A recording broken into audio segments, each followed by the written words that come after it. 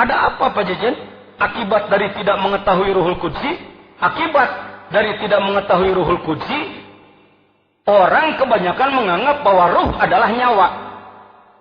Nyawa adalah alat hidup. Tidak ada nyawa, mati. Padahal ruh ada 4 lapis. Ruh Qudsi bisa keluar, badan tetap hidup. Karena ruh 4 lapis. Ruh Qudsi, ruh sultani, ruh ruhani, ruh jismani. Mohon maaf, saya tidak menggunakan istilah jasmani. Kalau ada yang lainnya menggunakan, silakan. Jismani, jismun. Ruh jismani, ruh badan. Yang terkait dengan nafs, yang berkait dengan darah. Sedangkan ruh Qudsi adalah ruh murni dari cahaya Muhammad. Semua manusia punya itu. Kalau para nabi, karena keluar dari keturunan yang baik, begitu datang ke muka bumi, ruh Qudsi yang paling dalam itu dari badannya keluar dan kembali kepada Allah. Badannya di bumi, ruh Qudsinya kembali lagi kepada Allah. Karena itu tidak ada nabi maksiat. Kalau Nabi Adam disebut fa'asa rabbahu, dia berdurhaka pada Allah, itu hal kecil dibesarkan di kalangan orang besar. Sebenarnya tidak maksiat Nabi Adam. Tidak maksiat. Nah, ia diturunkan. Baik hadirin. Jadi, kalau para nabi datang ke sini dengan lengkap ruh 4 lapis, ruh yang paling dalamnya kembali lagi ke pusat. Kembali lagi ke induk. Kalau manusia yang bukan nabi, bukan calon nabi, begitu datang ke sini, karena di darahnya banyak subhat, ada darah yang haram, dari makanan yang haram, menang nipu, menang korupsi, menang madog, ngadahar beas, cai menang maling, macam-macam dosa-dosa orang tua kita, maka begitu kita keluar dari perut ibu, ruh kita yang paling dalam ini macet. Nasihat mattakodat fi ahdil misak, bahasa Sirul Asrornya. Macet. Tambah lagi dosa dirinya pribadi. Mungkin macet. Tidak bisa dibuka kuncinya dengan pidato. Tidak bisa kuncinya dengan doa. Tidak bisa. Tidak bisa dibuka dengan doa. Sehebat apapun ahli doa. Kalau orang sudah bisa berdoa, umpamanya menghilangkan gunung. Allahumma azil hadal jabal. Ya Allah, hilangkan gunung. Las langit. Hebat. Orang ini bisa menghilangkan gunung. Allahumma ja'al hadal bahra. Umpamanya ardon. Ya Allah, laut ini jadikan tanah. Hamparan tanah. Hebat. Hebat. Tidak akan bisa membukakan kunci yang mengunci ruh Qudus. Ini jarang dikenal ini. Jarang dikenal. Alhamdulillah. Andaikan saya tidak dipertemukan dengan guru mursyid, saya tidak akan paham yang begitu. Saya pasti sombong saja. Pajangan jajan pesantren hektaran, santri ratusan, ngaji jago ngomong capetam. Tamakah ulang tahun, mobil ratusan juta, jabatan ketua umum majelis ulama, Suriah Nahdlatul Ulama Jawa Barat. Wah, melak cangkengna lain lumayan. Paingan batur, armungun kalengkahan hirup. Paingan batur, resep nincak batur. Paingan batur, sebab tidak mengenal yang tadi.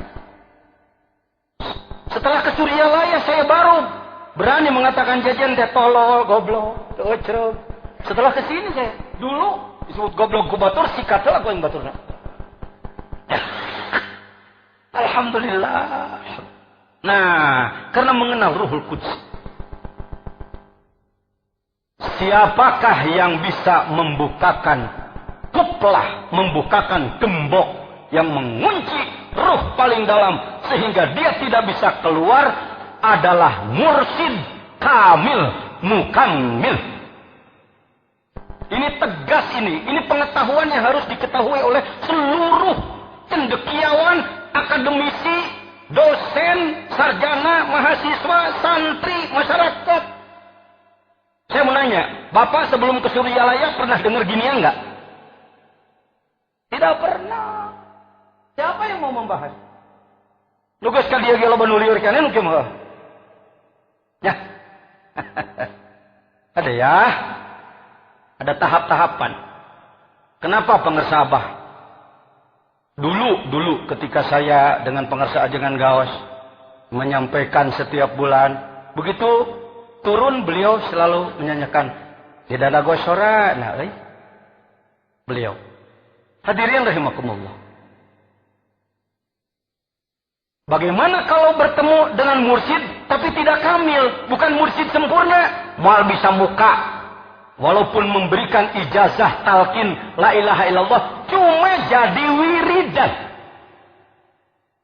Diamalkan oleh kita la ilaha illallah, la ilaha illallah, dapat pahala aja, tapi tidak terbuka yang disebutkan iftah lana futuhal arifin, atini mahabbataka wa marifataka, itu adalah terbukanya kunci gembok batin yang kalau ditimbang itu jutaan ton itu. Kalau ditimbang, pakai timbangan itu jutaan ton itu. Agehna di jero macet. Hanya oleh Allah. Dan oleh orang yang diberi kepercayaan oleh Allah untuk ngurus itu. Jadi supaya tahu, jangan anggap pengersa Abah ini kiai biasa atau kiai tukang doa. Banyak ikhwan yang datang ke Abah, senang. Kalau didoakan, alhamdulillah, bahkan udah diberi talqin zikir jahar kopi, masih minta yang khusus apa? Kok belum dikasih yang khusus? Dianggapnya la ilaha illallah itu enggak khusus. Itu rajanya kalimah. Rajanya kalimah. Kalimah la ilaha illallah itu rajanya kalimah. Kalau udah dikasih rajanya, kok masih minta prajuritnya? Ya, karena saya jarang menyampaikan, maka satu kali kesempatan ini saya agak habiskan bicara. Yang paling sulitnya dalam tarekat, pengetahuan yang paling sulitnya dalam tarekat ini. Ya, hadirin. Jadi, la ilaha illallah yang kita amalkan bukan wiridan biasa cari pahala, bukan. Tapi sedang melakukan perjalanan ruh menuju Allah. Sedang melakukan perjalanan ruh menuju Allah. Dari mana ke mana? Dari bumi ini masuk ke langit satu. Ruh kita masuk ke langit satu. Langit 2, 3, 4, 5, 6, 7, itulah malakut. Tembus lagi ke Sidrah Muntaha seperti Rasul Mi'raj dulu. Ruh kita. Ruh ibu. Ini peot. Bodoh. Bapak yang barangkali miskin, cuma tukang beca. Itu urusan duniawi. Bisa jadi ruh Anda yang penampilannya bodoh, penampilannya tidak apa-apa, babacaan ke balelo. Tapi karena Anda dituntun ku ruh kamil, ruh suci, maka Anda melakukan perjalanan ruh menuju Allah. Masuk ke langit satu. Ruh mana? Ayo nih. Bukan nanti mati. Ike mun maut, ngan modar wae ngomong gitu. Yang bisa selamat nanti itu kalau jurusan selamat dari sekarang gitu. Ya. Arjuna jata walam tasluk masalikaha inna safinata la tajri alal yabisi. Maneh hayang salamet temapai jalan salamet, lir umpama kapal laut hayang berjalan di darat mal bisa. Lamun jelema kakaler nepina, mun jelema ngagidi ka kidul nepina. Kita sekarang kita. Cuma jangan banyak ngomong sama orang. Tahu nggak? Gini gue sehari-hari cuma tukang parkir, tahu nggak? Ruh gue lagi di sana loh. Ulah ngomong gitu. Itu namanya porno, itu namanya haid. Tapi Anda harus tahu. Ya, bukan doa. Kalau doa itu minta. Masyarakat umat Islam Indonesia ini baru mengacungkan jempol pada seorang kiai kalau kiai itu cepat diijabah doa. Kalau ke situ cesem.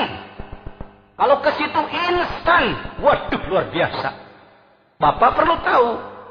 Bisa jadi orang diijabah doa karena Allah senang pada dia. Bisa jadi karena istidraj. Nyungkun. Sebenarnya Allah nggak ridho sama orang ini. Tapi karena orang ini sering minta dikasih. Siap. Sama dengan anak yang malas kerja. Minta uang kepada ibunya. Nggak dikasih meledok kaca. Dikasih aja. Siap. Si bedegong siap. Diberi mah diberi. Masyarakat Indonesia nggak paham. Kalau ada kiai, doanya diijabah, itu diagung-agungkan. Kalau kita ke Suryalaya, nggak ngejar itu. Kita ini sadar bahwa Allah menciptakan Nur Muhammad, dari situ diciptakan semua ruh, ruhul qudsi, ruh sultani, ruh ruhani, dan ruh jismani, dimasukkan ke dalam diri kita, dan yang paling dalam itu macet, maka itu hanya bisa dibuka oleh Syekh Mursyid Kamil Mukamil. Ya sudah, hampir saya nyebut atau oleh wakilnya. Wakil nggak ada yang bisa buka. Wakil itu hanya menyambung saja. Hati-hati para wakil ya. Halo para wakil. Jangan nanti karena sudah jadi wakil jadi raja ikhwan. Pengen dilayani, ngatur itu ngatur ini. Ngatur orang semau kadut sendiri. Wakil itu khodim, sama aja dengan tukang masak di dapur.